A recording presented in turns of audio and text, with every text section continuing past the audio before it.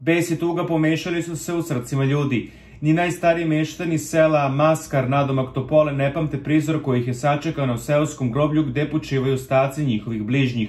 Prvo su nepoznati počinioci isekli stabla oko spomenika i granje razbacali po groblju na nekoliko mesta, a zatim su to granje upalili i tom prilikom zapalili deo groblja u ovom selu.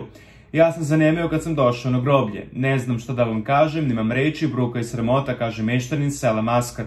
Bes i tuga pomešali su se u srcima ovdašnjih meštana, jer kako kažu ni mrtvi u Maskaru ovih dana nemaju mira. Imam 87 godina i ovako nešto u svom životu vidio nisam, ni čuo da je se negde desilo. Groblje je mesto gde svako od nas ima nekoga svog. To je večna kuća i treba da se održava i čisti, a ne da se pravi krš tamo i da se pali.